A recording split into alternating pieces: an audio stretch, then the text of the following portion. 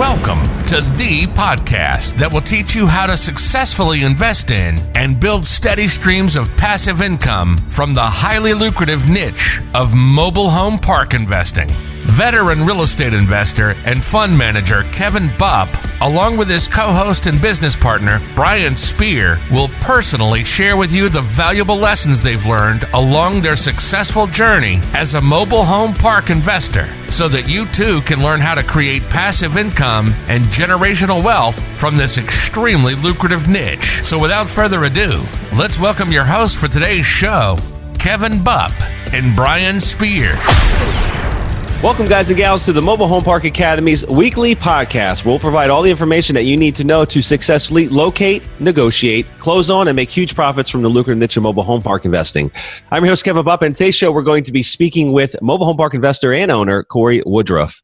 Now, Corey is the owner of CMH Capital, and his team currently owns 44 mobile home communities throughout multiple different states. He got his start in the MH space about 4 years ago, and up until recently has been working a full-time job while building his dream mobile home park business. Now, as of today, as of this recording, Corey is now a full-time mobile home park investor. So he successfully quit his day gig, and he's pursuing his dream of building cash flow and long-term legacy wealth in the mobile home park space. So, guys, I'm super excited to have a candid conversation here today with Corey about a variety of industry-related topics. But before we get on to it, I have a few quick housekeeping items I want to run through.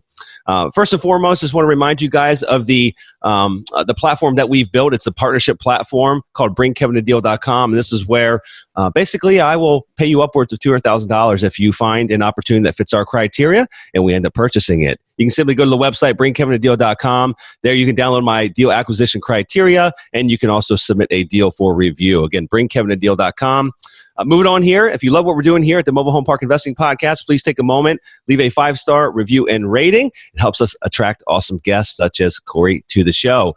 And then lastly here, guys, just want to remind you of the free gift that we give away here at the Mobile Home Park Investing Podcast. And that is a cold call script. And that is the exact cold call script that we have used to purchase now over $75 million worth of mobile home parks over our 8 or so years in this business. And basically all I ask that you do is actually leave a rating and review on iTunes, and in exchange for that, I will give you that free cold call script. And simply what you'll do is send us an email to gift@mobilehomeparkacademy.com with your screen name and just a little screenshot of the review that you left, and I'll go ahead and send that out to you.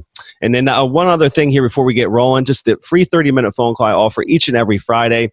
This is where I set aside 30 minutes to chat with you guys, to meet you, to talk to you about you and your business, and to help you in any way possible, pursue your dream as a real estate investor, whether it be mobile home parks or any other asset class. And there's no ulterior motive here. I'm not going to try to pitch anything. I've been doing this for going on 6 years now. I've talked to the hundreds, if not thousands of you on these calls. And so to schedule this free 30-minute call with me, you can go to my website, kevinbupp.com, and get signed up there. And all I ask that you do is just include some notes in the appointment whenever you set it. Make sure you include some notes as exactly what you'd like to chat about during those 30 minutes together.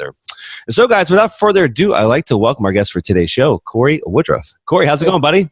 Good. Thanks for having me. Yeah, man. Excited to have you here. And been looking forward to having you on the show for quite some time. I've been kind of following you on Facebook and just watching your journey, seeing you do big things, literally just taking massive action. I mean, that's probably the best way I can sum up at least the little bit I know about you. And we'll dive a little deeper here today to try to understand your background, kind of your vision, your long-term goals, what have you. But it just looks like you've been hustling your butt off over the last couple of years to get to where you are today. And so congrats, first and foremost, congrats for, quitting the corporate gig and being able to pivot full-time into the MH space, bud. Thanks, man. Yeah. So let's start off here. For those folks that aren't familiar with you, Corey, that don't know who you are, your background, what have you, maybe tell us a little bit more about yourself, what'd you do prior to the MHP space? And then, also how'd you get introduced to the MHP space? So I actually worked as the salesman at a campground, a private membership campground, very similar to a timeshare. So I got into that, and I was kind of watching the family that I work for that I just respect a lot, and they just had a lot of nice things. And I knew I didn't want to be in the RV space because I'd never wanted to compete with them because they're big players in the space. And so I just started kind of research in real estate and, kind of checking out the house flipping side of the business. And it didn't take very long to realize that I didn't have enough money to flip houses, and I didn't really know anything about investors to help people do that kind of stuff or anything like that. So that's kind of when I started leaning towards John Fedro's mobile home flipping courses and stuff like that, because I knew I could afford to do that. And then the bug just bit me. I was just thinking, why own 10 homes when I could own the whole park? And then I just had to figure out, how to do it. Yeah, that's great. So John Fedro, he's a good guy. We had him on the show many, many years back, but good guy. And I think that he actually, at some point in the last couple of years, he made the transition as well. I know he still flips mobile homes, but I remember actually talking with him the day or the week that he had literally just bought his very first park, and I'm sure he probably has more than one now. But it seems like at some point in time, everyone they kind of see the light, right? And if you're going to put the effort in, if you're going to spend the time and energy to build a business, build it how you want it. Build it to turn into exactly what you want it to be, to provide you the lifestyle that you'd like. And flipping mobile homes, I'm sure there's money to be made there. But you talk about a hustle and a grind. If you're going to hustle and grind that hard, might as well buy mobile home parks, right? Exactly, no doubt. Yeah. So let's talk about maybe how you're finding deals, right? Like you've been doing it now for 4 years. Maybe we'll back up to that very first deal. You made the decision that you didn't want to do necessarily just mobile homes themselves. You wanted to buy mobile home parks. What did you do at that point in time in order to get you into that very first deal? So actually, the John Fedro thing is what kind of got me my first deal. I went to, nowadays we use cold calling and brokers, and we use broker resources, but I went to the park and I said, hey, I want to take these 10 vacant homes here, and you give them to me and I'll fix them up and I'll put tenants in them. And the guy was just like, Corey, I'm 85 years old. That's too much for me to handle. He's like, just buy the park. And I said, well, I have, at that time, I was like, I got about a 620 credit score, just got out of college. I got massive college debt. And he's like, well, no, that's not how mobile home parks are bought. Well, we finance them and you give us down payment. I was like, well, I only got 50 grand. He's like, well, you need 10 grand walking around money. So just give me 40 and I'll finance the difference. And I didn't know anything about mobile home parks. I've been studying John Fedro. So I just kind of jumped in and then obviously learned through different channels. One of which was actually yours. You probably don't remember, but I actually called you on this deal before I even bought it. Really? Okay. Yeah. Short call. You weren't interested. Okay, you're trying to bring the deal to us? Is that what the conversation was about? Something like that, or just it was more of an advisory call. But yeah, good deal. So do you still own that park today? I actually just sold 50% of it, so I bought it over 3.5 years ago for $250 with 40 down, interest only for the full 5 years, so $700 a month monthly payment. And I just sold 50% of it for $400 grand because it's a really good park. I've put a lot of work into it, and the tenants are really good. So we sold it for a valuation of $800,000. Nice. And so you paid how much for it? Was it $250? $250. Yep. Okay, good deal. And how large is the park? Give us some of the general profile of the park. The size of it. How what was the occupancy when you took it over? What it looked like when you sold out your interest in it? Yeah, so basically when we bought it, it had 20 tenants paying $250 a month. Mm-hmm. And then when I came in, I bumped the rents to $280, even though they should have went to $300, but I was a little scared. So I bumped the rents to $280, and then I found a mobile home park, a really nice one close by. And so they ended up giving me 12 homes. And I thought, well, I hit the jackpot. Well, what I didn't realize was how expensive, because again, I didn't know anything about the business. I didn't realize how expensive, the moves were going to be, hooking up the electric, the water, the sewer, the skirting. And then of course I was giving them for free. So the interior reno. So I kind of ran myself broke at first. So I would work Wednesday through Sunday for my job. And then Sunday night I'd leave, I'd go up there 3.5 hours. And I would turn on lights in the trailer and just start hammering away and fixing up these trailers on myself. So I had my 6-month-old baby in a car seat carrying her around, and my fiance helped me out quite a bit with that. So we had to remodel them ourselves because we had buried ourselves in pretty deep. Wow, buddy.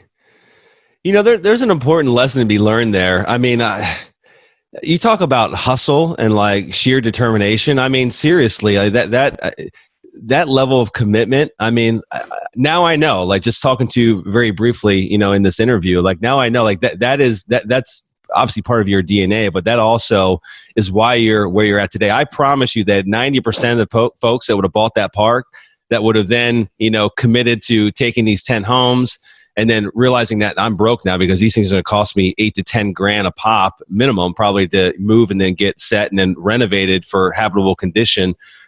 Most folks would have probably thrown in the towel, man. I mean, it'd have been much easier for you just to say, you know what? There's easier ways to make money. I'm going to go do something else at this point in time. Or maybe you'd have kept the park how it was, and then you'd have done fine, but you wouldn't have maximized the value, right? Like you took a risk, but then came a big reward on the back end for you. Yeah, and the nice thing is after we did about 3 of them, this girl from high school, she messaged me and she said, "Hey, my dad, he fixes mobile homes." And so I went to him, and it kind of goes back to saying you never get things you don't ask for. So I had no money, none. I even sold one of the nicer double wides of the park for $15,000, and it was worth 30 just to get cash back because we were broke. So I went to him, and I showed him my check stubs from work. I said, "Hey, look, you're going to do this work, and I'm going to pay you monthly payments." So he let me bury myself in with him about $30,000 in order to get the rest of the homes done. So I did about 5 of them myself, though. So it was 2 days a week just running back and forth.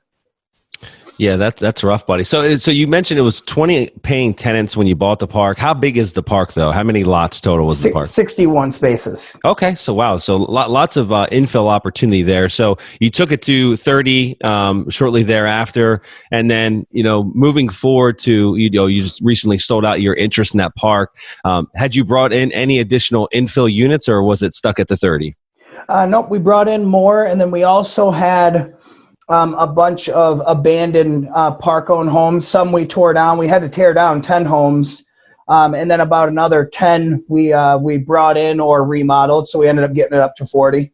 Okay, fantastic. And the first 10 you got through one park, and and we'll have a little bit more of a deeper discussion here in a few minutes about the infill process. But were you able to find the other homes to bring in? Because I know that inventory across the country now is at an all-time low. It's and again, we're going to dive a little deeper into this topic, but it's not as easy as just going on Craigslist or Facebook. You can find deals that way, surely, but it's not as easy as like, hey, I need 10 homes. I'm just going to go buy 10 homes off of Facebook Marketplace, and more likely they'll be there today, and I'll just get to pick ones I want. Not that easy. There's a lack of quality use of inventory out there in the marketplace, and the stuff that is for sale, a lot of it is priced really high.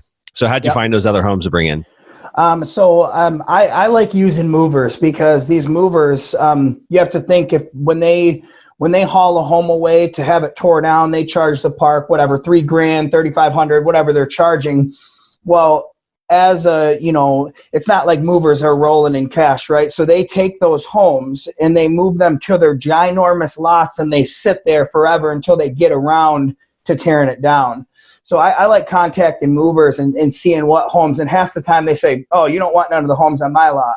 And I'll just say, no, let me come and look at them, and I'll tell you if I do. And a lot of times I can pick out homes like that. I mean, I just got 7 homes off of a mover in Upper Michigan. Yeah. Yeah, no, it's you're right. I mean, we have a park in Kansas, Topeka, Kansas, and we just got either 5 or 7. I think it was 5 initially, and he brought us another 2. But the craziest part about, I mean, some of these deals you'll find, you'll be out there scouting. I think you need to still scout Facebook and Craigslist and all that. But 5 of the 7 homes, or 3 of the 5 original homes that this mover brought us, 2 were vinyl sided, single roof, single wides, and then the third was a double wide. It was like a 1995, vinyl sided, shingle roof, double wide. All needed minor rehab, but 5 to 7 grand of rehab to get them habitable and in really good shape. But each one of those homes is now worth anywhere between 25 and the double wide probably about $35,000. And I think we paid him about $1,500 a piece for each one, and which basically just covered the cost of him moving it from a park that was only a couple miles away to our park and setting it. And that park, the crazy part about this that everyone has to understand is you'd be like, why the heck did that other park get rid of those homes? Because they were, I could see when it's a 1960s or 1970s that's completely beat up and run to shit. Like at some point, like I'm not going to say mobile homes, reach their like their death zone, because any mobile home could be brought back to life depending on how much money you want to put into it. But I think once you get into those older homes, you got lower ceiling heights, you got more tight condensed floor plans, which aren't as desirable today. And so there's other factors of why maybe these older homes you want to remove them and bring new ones in. However, in this case, these are 16 by 80 single wides, 3-bedroom, 2-bath, and a double wide. I don't remember the size, but it was a 3-2. However, they were bringing new homes in, and they felt that there would be a premium and a upgrade to the community by bringing new homes in versus these, what I felt to be very quality used homes. And there's a lot of park owners out there nowadays. There's a lot of folks getting into this business that are following that similar model. And so there's a lot of parks out there that are they're recycling their inventory, and that lends to an opportunity for you guys to find used homes, either through the park itself or through a mover, the mover they're going to use to be shuffling all this new inventory around. Yeah, but it is always the best if you have the time, because buying used homes isn't a lazy man's game by any means. So I like cutting out the mover altogether and going straight to the community owners. So that I call the community managers, and I give them $500 for every home that they give me. So any home that that park manager gets, they're going to call me first, and then I take it off their hands for $500. Hey guys, Kevin Bupp here with Sunrise Capital Investors. As you are hopefully already well aware if you've been a listener for any period of time, my goal has always been to provide you with as much value as I possibly can through my 2 podcasts, Real Estate Investing for Cash Flow and the Mobile Home Park Investing Podcast. As our audience continues to grow, literally, we've been downloaded millions of times by folks in over 125 countries. I've had thousands of people reach out looking to get involved in our niche, and that's the phenomenal niche of mobile home park investing. Now, for those that don't know, I've been a full-time real estate investor for more than 20 years now, and I've personally invested in and have owned apartment complexes, various commercial properties, hundreds of single-family rentals, and I've interviewed some of the most successful investors in just about every other asset class, and I've arrived at this one very simple conclusion. Mobile home parks are hands down the best investment I've found to date. Why? They provide investors with the best risk-adjusted returns out of any other real estate sector that I've seen. Investing in real estate can get complicated, and I really want to simplify this process for you. If you're someone who wants to diversify away from the uncertainty of Wall Street and allocate a percentage of your real estate portfolio to mobile home parks, but maybe you don't have the time nor the inclination to personally locate good deals yourself, then our team will do it for you. At Sunrise Capital Investors, our team specializes in the acquisitions and management of undervalued and highly profitable mobile home parks. And we are now providing accredited investors with an opportunity to participate directly alongside our team in Growth and Income Fund 3. When you invest in our fund, you get immediate diversification into multiple deals we acquired off-market that are already performing and have built-in sweat equity. And let me say this, I believe that we are hands down the best in our space at sourcing highly profitable off-market deals. That's really what makes us unique in this niche and as investment managers. As stewards of your capital, we truly are aligned with our investors. We've structured our investment fund so that we as a company are incentivized in the same way the investor is, which is through the performance of the investment itself. In addition, we want to make sure that we not only make money for our investors, but that they understand how it's being made. That's why we provide our accredited partners with a private monthly podcast that walks them through the detailed updates on how their investment is performing.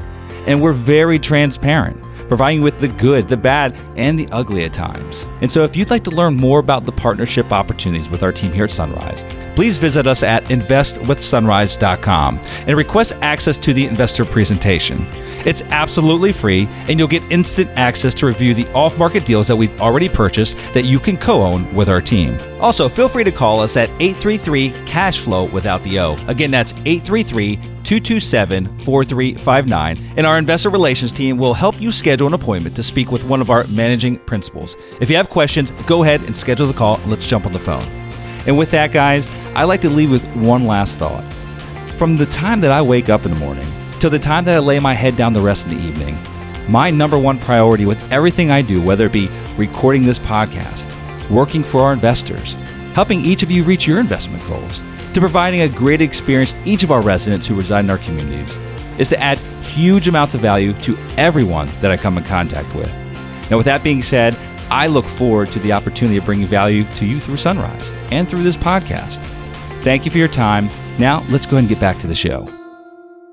What would you say? That's a really great point. I need everyone to make a note of that. I want to get some data from you. Of those, of the last 4 years, of all that, how many total units do you think you've bought used throughout the 4 years you've been doing this? Just ballpark figure that you've bought and moved in somewhere. Used probably 50, I would say. Of those 50, what would you say actually came directly from a community to where you had built a relationship with that community manager and they got a hold of you and they had a unit that they no longer wanted? 30, at least. Yep. Yeah. Guys, take note of that. That's huge. That's huge, man. 30 homes that you didn't really have to go work for. You called, maybe once or twice, followed up with them, let them know you'll give them $500, let them know what you're looking for. And those leads ultimately came to you. You didn't have to hustle on Facebook every morning to find them. So that's an important note. Anyway. You'd be surprised. I mean, I literally just made one phone call about a month ago, and we took 10 homes out of the same park, 5 of which had vinyl sided shingle roofs. So the lady was like, oh my God, yeah, we were just about to tear 10 down. And so I ran out there and she showed them all to me. And 2 of them, they were turnkey. I mean, Literally, I pulled them out, put them in my park, had the carpets clean, done. What was the reasoning of them wanting to get rid of those units? Oh, they're putting in they want all brand new. For whatever reason, that guy wants to put in all brand new. Was it a new park owner that kind of just recently bought that park, or? Yes. Yep. Okay. Yeah. I mean, everyone's got a different business model. And I think that's what I'm trying to get at here. Every park owner's got a different business model. And again, there's lots of park owners nowadays that are buying parks that are trying to recycle out the old inventory and bring only brand new inventory in. And so it's a great place to find good used stuff. I'm good with the used stuff. I mean, we have a certain kind of quality control that we're looking for as far as, we don't want any flat roof homes. We don't want any rounded roofs homes. It's got to be a pitched roof home. And so it's got to be like a mid to late 80s or early 90s or newer, typically, for almost all of our parks. And I'll take metal on metal stuff, but, ideally, my preference is, would be vinyl with shingle roof. But I know that's in a perfect world, that's what it is. But we still buy metal on metal every so often. Right. Yep. So let's talk about finding deals, finding actual mobile home parks to buy. How have you gone about finding the 4 that you currently own today? And then also, I believe that you've got a number of others under contract. What would you say is your number one method that's just come through true and true again to find off-market deals? Yeah. So, like I was saying earlier, I mean, we have 4 in by the end of next week. We'll have 8. We had 8 scheduled. We'll have 4 scheduled. So, cold calling is the number one key. And then I also have really good relationships with a lot of brokers, but the ones that actually monetize for me is limited to about 2 or 3, where they're pitching me deals before anybody else sees. But the cold calling portion and the big problem with the way that a lot of people do it is they make one phone call, they say no, and they hang up and they never call again. Right. So, you're not going to close very many deals and doing it that way. So we call and we obviously follow up. So when someone says, hey, we're looking to sell in 6 months, we're mailing that person once a month, every month for the next 6 months. And I'm getting on the phone with them every other month. But it's, it's tough tracking that sometimes, but, even if you only do it 50%, what you're supposed to, you're still doing better than the guy that's doing it 0. Do you use any technology or resources, a CRM or any methods to, track it? Staying organized with that becomes challenging when it's, when there's hundreds of them that you've contacted or sometimes even thousands. So how do you manage that?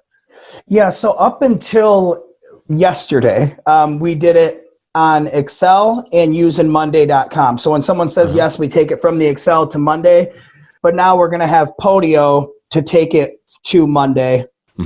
So now it will be using Podio, but I can't talk about Podio. I still haven't even figured that out yet. Yeah. No, that's it. That's fine. We used Podio up until fairly recently, and I'd say that it's good. It's just, anyway, we'll leave it at that. I think there's some easier methods to use. Podio's got some complexities, which, it creates more headaches. I'm a sales guy, man. I'm not good with that stuff. Yeah. No, that's it. You got to find someone on your team. I mean, one of the guys on our team, like we call him the data scientist. I mean, that's, he could do a little bit of everything. He's just an intelligent guy, but like, he's our CRM dude, and we let him build all that out for us. Absolutely. What would you say? What is the profile of what you guys are looking for today? Like, what's the ideal park look like? The region, the country you're looking in, the size. Is it a stable property? Is it a medium lift? Is it a super heavy lift? What is it? Well, the cream of the crop deals for me right now are going to be in the Midwest, 50 spaces and above. And we've, obviously city water, city sewer is great, but we've actually been making a lot of money on the sub-metering of septic and well. So we use a third-party billing company, 100% legal. We checked into it. So, now as soon as we find a park, let's just pretend it's well and septic and it's at market. So say, okay, well, there's no rent increase. And let's say it's an 80 space park and it's full and there's no rent increase, but you can sub-meter the utilities and make $50. You're raising the rent by $50 on every single tenant without actually raising the rent. So that's been interesting. We've made some money on a couple parks that way. Good deal. Are there any states that you currently own in today where that wouldn't be legal to do? I mean, to where it wouldn't fall into compliance? I know we own in some states where I know that we cannot do that with private utilities. Indiana is one of them. Yeah. Indiana, you can't do it, but I think there's about 4 or 5 states that you can't do it in. And Indiana is one of them. Yeah, good deal. And any pushback from residents when you do that for the private utilities? I think in a lot of residents' minds, they know it's on. In their mind, if it's on well and septic, it's free. It's free. And, it's free. But being the owner of the property, we know that septic systems, they don't last forever. They need pumped out. Leach fields fail or need repairs. And then well systems, if you've got a well operator, they're expensive. We own a number of wells, and we've got licensed operators that manage them for us, and it's incredibly expensive. You've got chlorinators that fail, and you've got other aspects of the system that need to be upgraded over time. And it's costly. It costs money to operate these things. And so, what is have you received any massive pushback when you go to bill back for these private utilities? We've had I would say literally one tenant that made a fuss about it because he had mentioned it. It's free, right? But yeah, only about one tenant out of the probably 100 that we've done it on. So not bad actually. Good deal. I want to move back to the conversation of this infill. And we kind of touched on a little bit. We talked about how mostly how you find used homes. And I'm guessing, again, we mentioned like Facebook and Craigslist. You probably do that as well. You call movers, you call the parks. Basically, you're reaching out to all these different areas and just really planting a seed. The Facebook thing you got to be on top of. We've got a guy that literally an hour and a half every morning. He's got certain markets that we're looking for homes in. And literally, we've got a kind of a plug and play. He just... Every morning he farms, those markets, searches different keywords, and literally just makes offers on Facebook Marketplace. And it's probably the most difficult, at least from what I found, probably the most difficult way to find quality used homes at a fair price. But it still works. I mean, it's just all about putting the time in and the energy in to find them. And so, let's talk about how much you're paying. Like, what's the kind of model, as far as how much you'll pay for the home, and then what is kind of the threshold of your all-in cost on a used home. So not just the home itself, but the move, the reset, the renovation, whatever might be needed, the skirt, the deck, what have you, getting it to turnkey condition. Yeah, so turnkey condition ranges anywhere from $13,000 to $18,000. Mm-hmm. So basically we're looking for homes. I mean, it's funny. We've bought homes for $2,000 that we were all in at 18, but we've also bought ones for $8 that we were all in 14. So, sometimes you bust into these things and you find 9 other things that a walkthrough by me doesn't uncover. So yeah, I mean, we're looking anywhere from that $0 to $7,000 range max, depending on quality of it. And because in pretty much all my parks, we have really good handymen that I trust to, pay up front. If they ask me, if they say they need money, I'll pay them up front because I trust them and I know them. So if one's in really rough shape and it's, I'm getting it for less than $1,000 and I know they can fix it up, then I'll take it. Yeah, no, that's great. And let's talk about the handymen and the contractors. That's probably, again, one of the other challenging aspects of this business. Just finding those that are, reliable, that do good work, and that will show up not just the first or second day, but the third, fourth, fifth, and thereafter, right?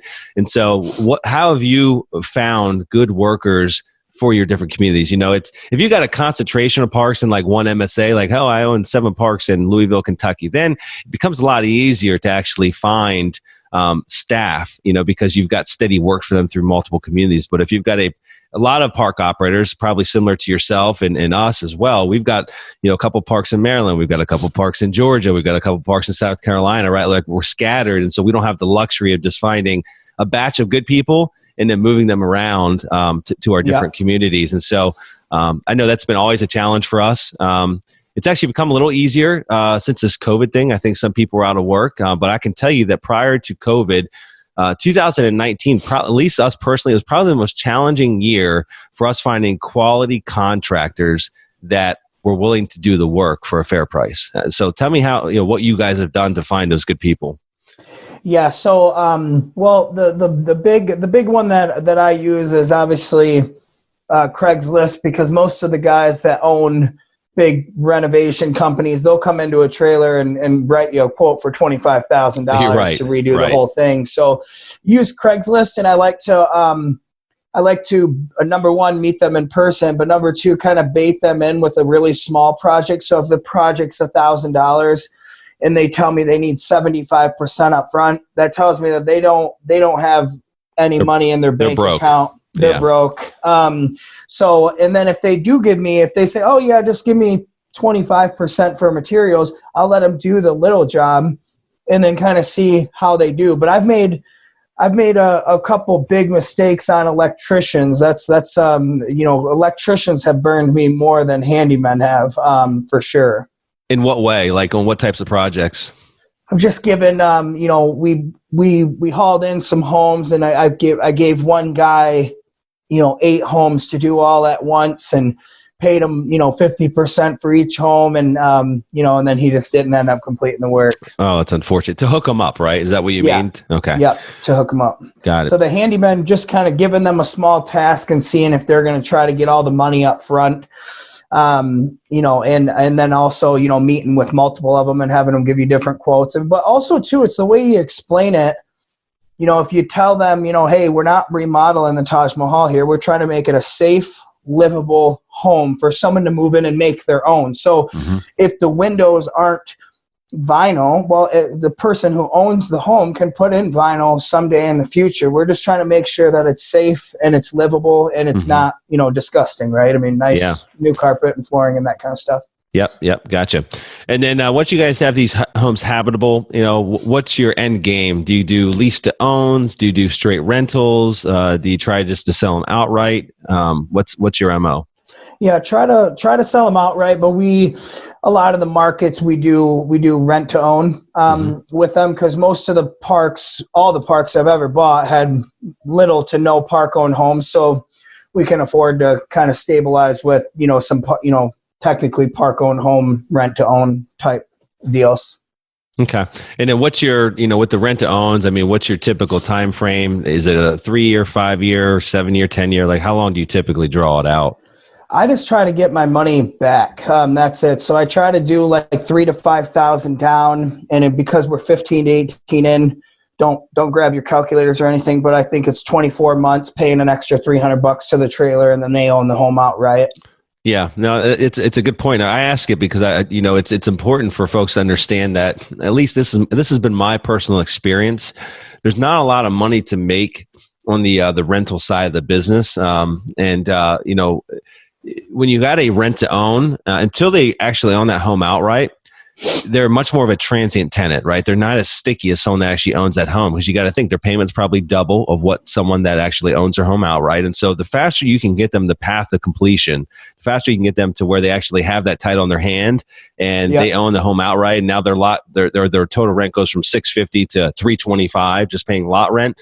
I can promise you there's nowhere in that area, that market, that state, that they can actually go live for $325 a month in the size unit that they're currently living in. So now you've basically taken someone that wasn't sticky and you turned them into an incredibly sticky individual that probably will, even if they, if they don't stay for 5 or 10 years, what will happen is when it's time for them to leave or to move somewhere else, job transfer, they'll put their home up for sale. They'll find someone to buy it that will move in and take over those payments. And so it creates a very different life cycle than that of a rental community, which, we own homes. We try to stay away from it, but it's a necessary part of the business. But our goal is to get them to that goal line as fast as possible. In fact, that kind of brings up my next question.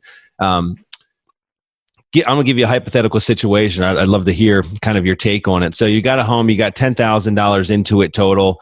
I'm just going to use simple numbers. You got $10,000 into it. Let's say it's only worth $10,000, right? So you're offering it as a home for sale for $10,000 or an LTO. Maybe you've inflated the price a little bit. Maybe it's $11,900 on LTO. But either way, someone comes to you and they say, I've got $6,000 cash, but I don't want to do LTO. I want an outright. Do you choose that person, or do you choose? I'll sell it. Or do you choose the person that maybe has $1,000 and wants to do the LTO for double the price? Nope. As fast as I can get out from underneath. If I'm only losing $4,000 on a home sale, I'm still making money. That's it. So no, I knew you were going to answer that way, but and if you didn't, we'd had a little deeper conversation. But because here's the thing: at the end of the day, just using some rough numbers here, if that lot rent that park's $300 a month and it's in a good quality market, more than likely the revenue generated and assigning a cap rate to it, somewhere between 6 and 8%. And let's just get in ballpark figures. More than likely, that lot occupied with a $300 a month paying tenant, that lot itself is worth $30,000 or $35,000 in today's world. And so you might have lost $4,000, but you gained, let's say, $31,000 of overall value in that community. But not only that, you gained a sticky resident that you're not going to have to probably worry about for quite some time, and you're also not going to have to worry about fixing anything on that home. And that is the cool thing too. Is it's number one, like you're in your example, you have a home that's worth $10,000. You're giving it away for $6,000, and like you said, the park makes money, all that. But also too, it's kind of cool because I'm making money, and then at the same time, a tenant gets a home, they own a home, and even though they beat me on $4,000, it's like we're helping each other. So they didn't beat me, I didn't beat them, and they're in a home outright, have the title. It's theirs. So it's like it's a help me, help you type of situation, which is kind of cool. I'm not a saint or anything, but that's cool. No, it's a win-win for sure. And so moving on here, talk to me about Corey's long-term plan, right? Everyone's got a different business model. I just talked to a guy yesterday that, he's been in the space for a couple years, but he's finally realized his long-term vision. I guess you could say maybe it's not long-term vision. It's a little bit more of a condensed plan, but it's to basically buy as fast as possible in a certain region and then ultimately, roll up a portfolio and sell it at a compressed cap rate to a large institutional player, right? Like build some scale in itself to a large player. He's kind of got like a 5 to 7 year, time window to do that. And then, you got the other folks like us. Like for us, it's a build and hold. We have sold some things. We got some parks for sale today, but for the most part, we're buyers and holders. We like to hold things for the long term. We like to build long-term legacy wealth for not just our families, but also our investors' families, and help them reach as well financial freedom. And we also know they're not building parks anymore, right? They are, but not enough, right? And so, they got this massive supply-demand imbalance with more parks being redeveloped or taken away than that are coming new onto marketplace. And so our goal is to hold for the long term, just because I like the space. I think it's going to do really, really well long term over the next couple of decades. And again, it gets harder and harder to find them. And at some point, there's not going to be a lot left that haven't been consolidated by guys like you and me. And so with that being said, what's Corey's long-term plan? Yeah, so it seems that I've kind of just accidentally condensed myself into like Illinois, Indiana, Ohio, and Michigan. That's kind of where we're buying at right now. Mm-hmm. But the value add parks is kind of where we're buying, and then adding some value to them. Then the difficult part for me to say what my plan is every single park I own with a different partner. Mm-hmm. So and I'm a minority partner. So basically, right now I'm building, and for example, my Midland Park, I didn't necessarily want to sell that. My partner did. We had sold and it paid me good. So right now I'm just focused on building and, adding value to the parks, because in the long game, it works out well for me. So I'm more of a buy and hold versus a buy and, flip it kind of thing. Gotcha. Good deal. And at this point in your journey, what would you say, you just quit your job, so you're doing this full time, but what would you say your next key hire is? Who is that individual that you need to bring onto your team to help get you that next level? Yeah. So, CMH Capital is a brand new company that, we just got office space. So basically what I'm looking to do is hire that caller that's just like me, that's just as hungry as me. I'm going to make sure that they're overpaid, so they work really hard to keep finding me deals. Mm-hmm. Then I'd say the second hire would be an operations manager to not only help with acquisitions, but be fluid in the business enough to be, if there's a smaller park that I really don't necessarily want to go jump on a flight to go visit, they can go visit it and give me an intelligent, look at the park that mm-hmm. way. So a caller and then an operations manager. Got it. And then do you have a certain size park that you're looking for? Like, what's the minimum that I won't consider anything under this size? Yeah, I would say that I like to be above 50, but I did just buy a 35 space park just because it was, they haven't raised the rents in 40 years, and the park mm-hmm. was really nice, and it's about 180 under market. So, yeah. And I got it for $25,000 down. So of course I'll take nice. it. Yeah. Yeah, that works. Well, good deal, buddy. Well, as we kind of move on to wrap things up here, do you have any last or any words of wisdom for those folks that are maybe where you were 4 years ago that are looking to get into the MHP space? They've done enough research that they know that the space seems like a good fit for them. They think it's a great asset class, but they're just what's next? Where do I put my next step forward? What types of advice would you give that individual? Yeah, I would say that, the different books and websites out there, they prepare you for the 1,000-foot view of mobile home park ownership. There is really nothing that prepares you for, the little small life situations that come up and the stressful situations that come up. But more importantly than anything, it's kind of like what we were talking about in the beginning. Not being lazy and working really extremely hard, and literally, if it's something that you really want to do, be able to actually do whatever it takes to get it done. So like when I hauled in those homes and I ran myself broke, that meant that I was leaving work on Sunday at 5, driving 4 hours and working 15-hour days to get these homes done as fast as I can. Mm-hmm. Real estate investing is definitely not for sissies, that's for sure. Yeah, not in the early stages at least, right? I mean, as far as the hustle you got to put in on the front, it's definitely a front-loaded business for sure. So, hey, Corey, for those that want to learn more about you and what you got going on, what's the best place to reach you or, get in contact with you? Facebook is good, Corey Allen Woodruff. And then my email is Corey@cmhcapitalinc.com. Website will be done next week, but as of now, just the email set up.